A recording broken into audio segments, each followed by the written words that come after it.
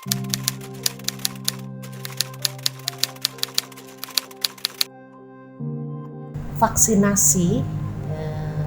COVID-19 itu sudah memasuki tahap kedua. Tahap pertama adalah vaksinasi khusus tenaga kesehatan. Dan syukur alhamdulillah untuk kota kesehatan targetnya 4.151, cakupan untuk disuntikan pertama itu sudah 4.616. Jadi kalau persentase sudah 111%. Suntikan kedua 4.280, jadi persentasenya sebesar 103%. Itu di tahap pertama. Syukur alhamdulillah target kita tercapai, bahkan melebihi target. Kemudian yang kedua, masuk yang tahap 2 adalah vaksinasi khusus lansia dan pelayan publik. Kalau yang pelayan publik dari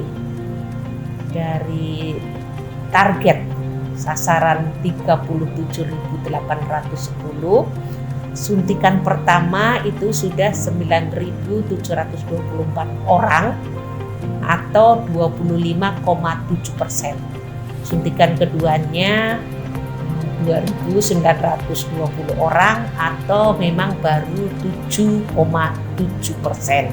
Itu pelayan publik. Kalau lansia targetnya 18.634 orang, suntikan pertama 2.771 atau 14,87%, dan suntikan kedua baru 4,16%. Pada pelayan publik animo sangat besar. Banyak masyarakat, banyak perkantoran, instansi, lembaga negara yang di daerah, ASN, artinya animo sangat besar. Cuma memang kendalanya vaksin yang masih menunggu dropping dari pusat masih sangat terbatas. Kalau lansia itu dari 18.000 target memang baru 14,87%. Sebetulnya kalau dari sisi vaksin lansia itu cukup, ya. Artinya walaupun vaksin belum sebanyak jumlah target 18.000, tapi paling tidak kalau 7.000 vaksin itu ada. Cuma kan cakupannya baru 2.700, artinya masih sangat jauh dari ekspektasi kita. Karena memang animo para lansia ini yang masih cukup kurang, barangkali juga dukungan keluarga yang masih kurang. Lansia masih takut karena barangkali beberapa termakan berita hoax dan ya, atau barangkali mau vaksin tapi tidak ada yang mengantar dan lain-lain. Syukur alhamdulillah nanti jam 2 ini kita rapat dipimpin langsung oleh Bapak Wali Kota untuk akselerasi percepatan vaksinasi lansia ini.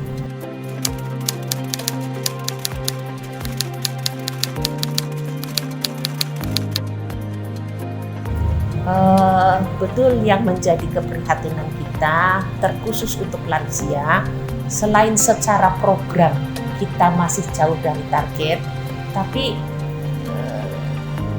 kenyataan ini para lansia kita belum terlindungi dari COVID-19. Itu yang menjadi keprihatinan kita, utamanya Dinas Kesehatan beserta jajarannya. Sebetulnya kami juga sudah berupaya. Di beberapa puskesmas ini para lansia kita malah dijemput, divaksin, kemudian diantar kembali. Lansia yang hadir di layanan-layanan di taman kota malah kita siapkan gimmick, ya, walaupun ya tidak seberapa. Kita siapkan yang tahap pertama kita siapkan sembako ala kadarnya, yang kedua gimmick yang kita peroleh dari Bank Indonesia. Artinya sebetulnya stimulan-stimulan, upaya-upaya sudah kami tempuh, tapi memang ya barangkali karena gaungnya belum terlalu besar, belum semua bergerak, jadi ya memang masih 1-2 lansia yang datang. Nah, mudah-mudahan dengan setelah rapat ini dengan dorongan, dukungan dari Bapak Wali Kota, nantinya semua camat lurah tergerak untuk menghadirkan para lansianya untuk divaksinasi. Kira-kira kalau door to door itu melanggar aturan? Tidak, cuma memang dari sisi efisiensi kami yang barangkali kami tenaga kesehatan barangkali kalau harus door to door itu sangat-sangat kedodoran. Karena kami juga harus melayani vaksinasi pelayan publik, vaksinasi lansia. Kami kan juga tetap harus melakukan kegiatan-kegiatan rutin lainnya. Kita tidak boleh meninggalkan pelayanan di puskesmas. Program-program lain harus tetap jalan, pemeriksaan KIA, pemeriksaan itu tetap harus jalan. Jadi kalau harus kami yang door to door, barangkali kami sudah kehabisan. Ada keinginan, tapi takutnya ada tupoksi lain yang harus tercapai.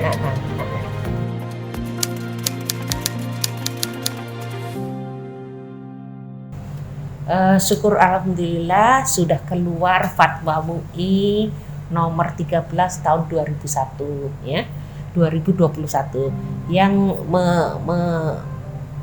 menyatakan bahwa proses vaksinasi bisa dilakukan pada siang hari pada saat kaum muslimin sementara berpuasa. Yang kedua, vaksinasi tetap dilakukan baik untuk kalangan muslim maupun non-muslim. Ya, karena kan vaksinasi kita harus mencapai target vaksinasi pelayan publik maupun lansia. Apalagi pelayan publik yang kemarin sudah dilayani, kebanyakan vaksin keduanya atau suntikan keduanya itu jatuh pada saat bulan puasa ini. Ya. Kemudian yang ketiga, sebelum vaksinasi tentunya ya kaum muslimin pada saat memang dia berpuasa, terus dia mau divaksin, sebaiknya memang istirahat cukup dan melaksanakan sahur dengan bagus, dengan baik. Kemudian selama pelaksanaan vaksinasi COVID-19, tentunya kita tidak boleh meninggalkan protokol kesehatan. Tetap harus memprioritaskan, tetap harus disiplin dengan protokol kesehatan.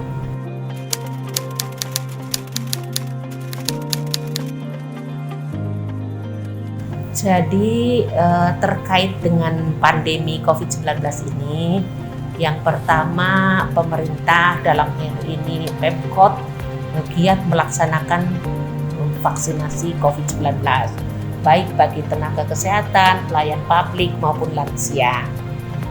Terus juga kita terus-menerus, saya kira khalayak bisa menyaksikan bagaimana tim justisi kita bekerja pagi, siang, malam mengedukasi masyarakat, mengajak masyarakat untuk selalu taat dengan protokol kesehatan.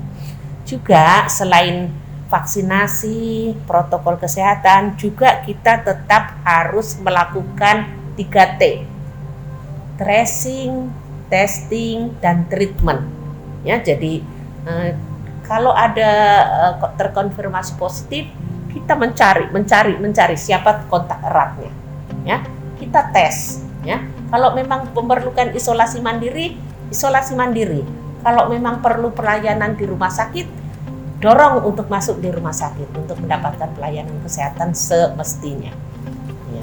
Di samping ini kan yang terkait dengan COVID-19, tapi program-program lain yang mendesak yang harus dipikirkan juga cukup banyak. Tahun ini kita kan kota Kendari sudah mendapatkan penghargaan tertinggi untuk kota sehat, malah 2 kali. Nah, tahun ini kita berusaha untuk mempertahankan. Ada verifikasi kota sehat tahun ini.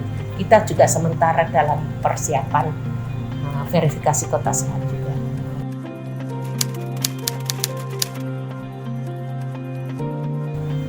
Saya kira vaksinasi dan mentaati protokol kesehatan itu 2 hal wajib yang harus kita lakukan untuk semua warga negara ya, di luar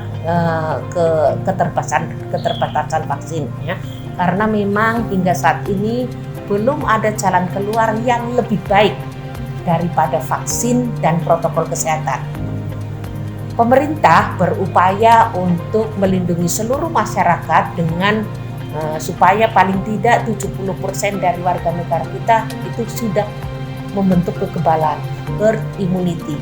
Nah, dengan kalau di masing-masing individu ini sudah terbentuk herd immunity, insya Allah ya para lansia kita atau saudara kita yang memang kebetulan tidak bisa divaksin karena alasan tertentu akan bisa terlindungi.